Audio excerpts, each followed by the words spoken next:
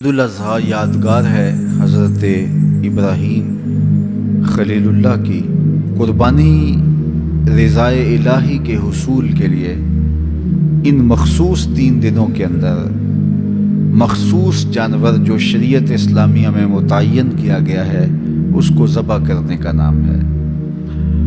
یہ بات ذہن میں رکھیں کہ عیب سے جانور پاک ہونا چاہیے۔ فقہا نے ایک سیدھا سا ضابطہ بیان کیا ہے، عیب وہ ہے جس سے منفعت یا جمال زائل ہو جائے۔ جو جانور آپ نے خریدا تو وہ ذبح کے وقت عیب دار ہو گیا، گرا، ٹانگ ٹوٹ گئی تو کوئی ایسا واقعہ پیش آ گیا، ذبح کے وقت جو عیب ہے وہ عیب شمار نہیں کیا جائے گا، تو اس کو یوں ہی ذبح کر دیا جائے گا۔ جو جانور ہے وہ فربا ہو، موٹا ہو، تازہ ہو تو وہ افضل ہے۔ 2 جانور کرنے کی بجائے 1 جانور فربا ہو تو وہ زیادہ افضل ہے۔ شریعت اسلامیہ نے صاحب نصاب پر قربانی واجب کی ہے۔ نصاب وہ ہے جو ہمارے ہاں زکوٰۃ کا نصاب ہے، یعنی 52 تولے چاندی یا 7.5 تولے سونا، یا اس کی قیمت زکوٰۃ کے نصاب میں قمری سال گزرنا شرط ہے، لیکن یہ جو قربانی اور صدقہ فطر ہے اس میں سال گزرنا شرط نہیں ہوتا۔ ان عید کے 3 دنوں کے اندر ایک لمحے کے لیے بھی کوئی مالک نصاب ہو گیا تو اس کے اوپر جو ہے وہ قربانی واجب ہوگی۔ پھر قربانی ہر اس شخص پہ واجب ہے جو مالک نصاب ہے۔ بعض اوقات گھر کے اندر کئی افراد مالک نصاب ہوتے ہیں تو سب پہ واجب ہوگی۔ قربانی واجب آپ نے ادا کر لی اور اپنی طرف سے نفلی بھی دینا چاہتے ہیں تو یہ بھی آپ کو اجازت ہے۔ ہمارے آقا و مولا نے ایک قربانی اپنی طرف سے، ایک قربانی اپنی امت کی طرف سے پیش کی، تو اگر امتی اپنے آقا کی جانب سے قربانی پیش کرتا ہے تو یہ اجر و ثواب کا باعث ہے۔ 3 حصے کر کے دوست احباب کے لیے، غرباء کے لیے اور اپنے لیے تقسیم کر لیں تو یہ قربانی کی روح کے مطابق ہے۔ سارا اگر خود استعمال کرنا چاہیں تو بہرحال اس کی بھی اجازت ہے، لیکن قربانی کی روح کے منافی ہے۔ جس کو گوشت لگتا ہے اس کو کھال بھی لگتی ہے۔ جس طرح گوشت آپ خود بھی کھا سکتے ہیں تو کھال خود بھی استعمال کر سکتے ہیں، یعنی آپ کھال کا مسلح بنا کے گھر رکھ سکتے ہیں، کھال کو اپنے گھر کی کسی ضرورت میں جو ہے وہ لا سکتے ہیں، لیکن قربانی کی کھال بیچ لیں اور اس کی قیمت اپنے مصرف میں لائیں یہ نہیں کر سکتے۔ قربانی کی کھال اگر بیچ لی ہے تو اس کے پیسے صدقہ آپ کر سکتے ہیں، کسی دوست کو دے سکتے ہیں، کسی غریب کو دے سکتے ہیں۔ تو قربانی کی کھال جس کو مرضی دیں، لیکن بہتر یہ ہے کہ قربانی کی کھالیں مدارس دینیہ کو دی جائیں، چونکہ یہ مستحق بہت زیادہ ہیں۔ مدارس دینیہ کے بجٹ کا زیادہ تر انحصار قربانی کی کھالوں پہ ہوتا ہے۔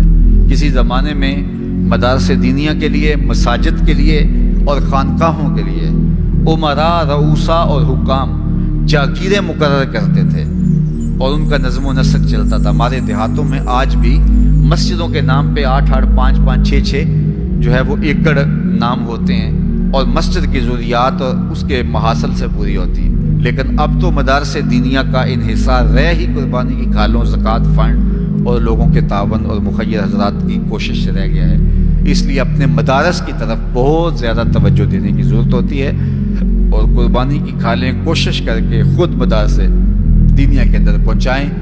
اور آپ کے سامنے جامعۃ المصطفیٰ ایک ایسی درسگاہ علمی ہے کہ جس کے فیضان سے ایک زمانہ متمتع ہو رہا ہے اور یہاں سے نکل کر اطراف و اکناف عالم کے اندر جو ہے وہ لوگ پھیل رہے ہیں اور فائدہ پہنچ رہا ہے۔ اللہ کا شکر ہے، یہاں سے جانے والے پیغام کو مسلم بھی قبول کر رہے ہیں اور غیر مسلم بھی قبول کر رہے ہیں، تو یہ اللہ کا فضل ہے، اس پر ہمیں شکر ادا کرنا چاہیے۔ اور کتنے مسلمانوں کی اصلاح ہوئی ہے اور کتنے لوگ فائدے میں گئے ہیں، تو یہ ایک اللہ تعالیٰ کا بڑا فضل ہے اور اللہ تعالیٰ کا بڑا ہی کرم ہے کہ کتنے لوگوں کو یہاں سے فائدہ ہو رہا ہے۔ اور ظاہر ہے ہم ساری زندگی تو نہیں بیٹھ رہیں گے، ایک وقت عمر کا، زندگی کا ہم نے پورا کرنا ہے، اس کے بعد ہم نے چلے جانا ہے، تو ہماری جگہ اوروں نے آنا ہے۔ تو یہ دارالعلوم اگر زیادہ سے زیادہ لوگ پیدا کرے گا تو زیادہ لوگوں کو فائدہ پہنچ سکتا ہے۔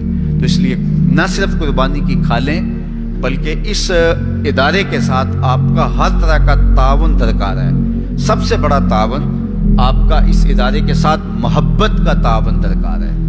آپ اس مرکز سے اپنی عقیدت کا رشتہ، اپنی محبت کا رشتہ جو ہے وہ وابستہ کریں۔ جس طرح عشق کیا جاتا ہے، پیار کیا جاتا ہے، اس مرکز سے آپ پیار کریں، اس مرکز سے آپ محبت کریں۔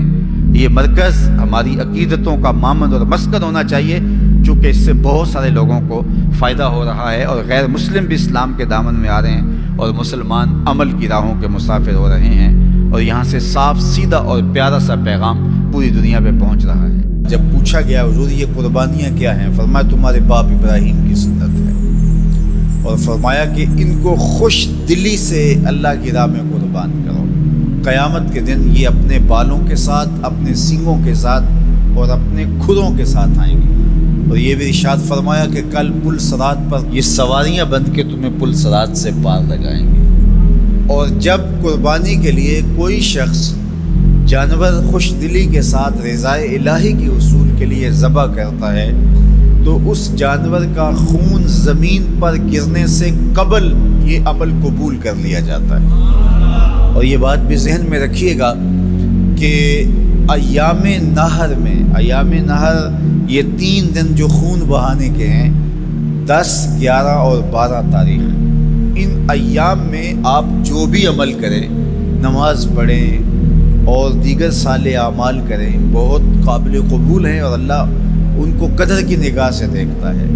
لیکن ان ایام میں جو سب سے زیادہ اللہ کو محبوب عمل ہے وہ راہ خدا میں خون بہانا ہے، قربانی پیش کرنا ہے۔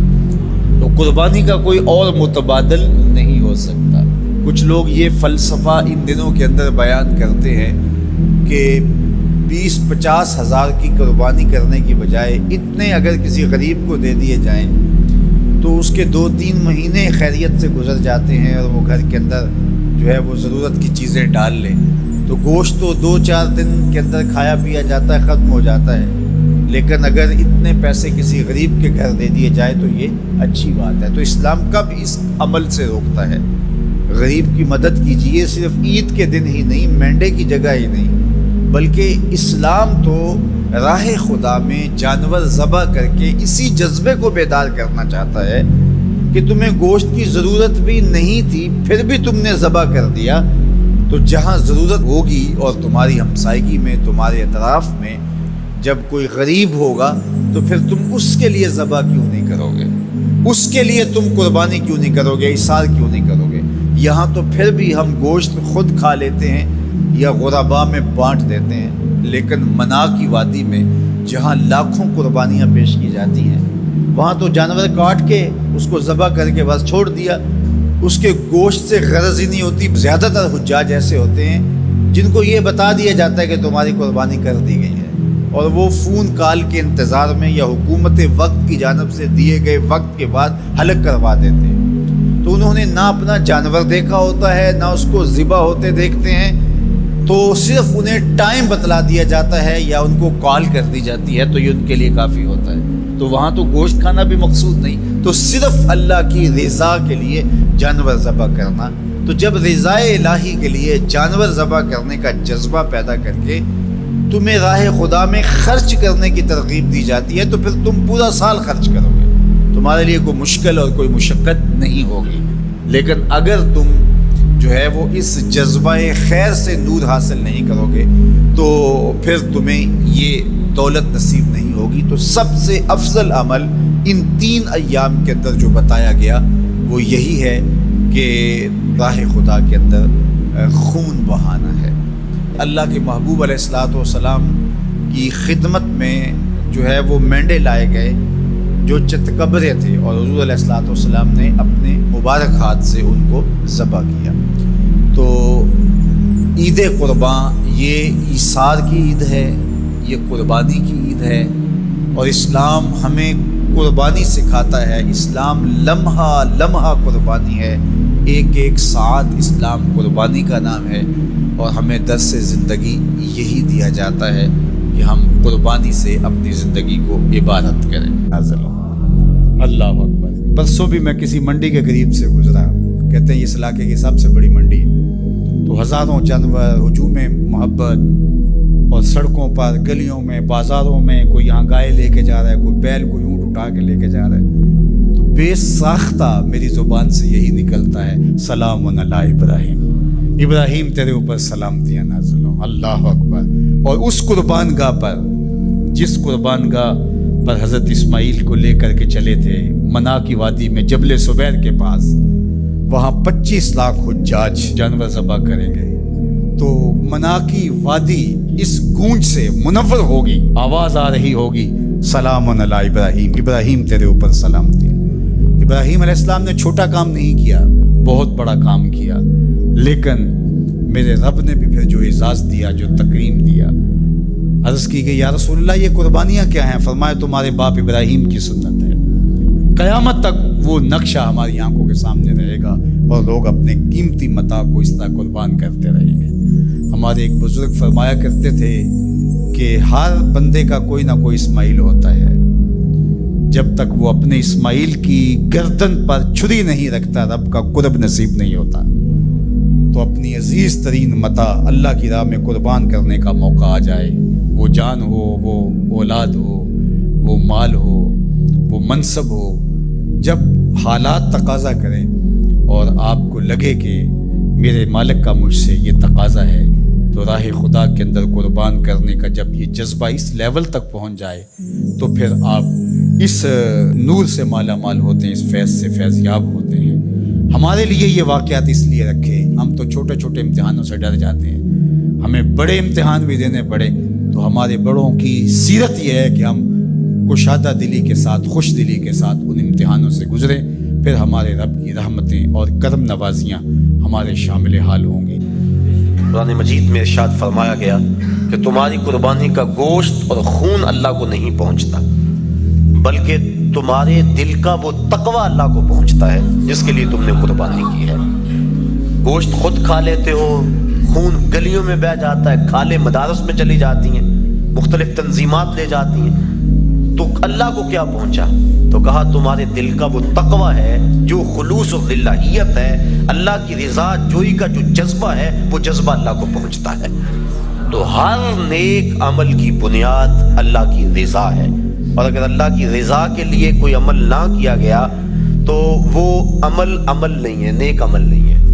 اور صرف ریاکاری کو شرک اصغر کہا گیا ہے, ورنہ انسان جو نیکیاں کرتا ہے, اچھے کام کرتا ہے, کسی کو شرک نہیں کہا گیا, ریاکاری کو شرک اصغر کہا گیا ہے. جب اللہ کے علاوہ بندہ کسی اور کے لیے نیک عمل کرتا ہے تو وہ نیک عمل نہیں ہوتے, اس کو شرک اصغر کہا گیا. اور قیامت کے دن اللہ تعالیٰ جل شانہ ارشاد فرمائے گا کہ جن کے لیے تم نے یہ عمل کیے تھے ان سے اس کا اجر لے لو, میرے لیے تو تم نے کیے نہیں تھے, جن کے لیے کیے تھے ان سے ان کا اجر لو. تو اب کوئی وہاں اجر دینے کی صلاحیت بھلا کیسے رکھتا ہوگا؟ تو جب بھی انسان نیک عمل کرے تو بنیادی فلسفہ یہ ہونا چاہیے کہ میں اللہ کی رضا کے لیے کر رہا ہوں. اور انما الاعمال بالنیات, یہاں بھی یہی مراد ہے کہ اعمال کا دار و مدار حسن نیت پر ہے, خلوص پر ہے.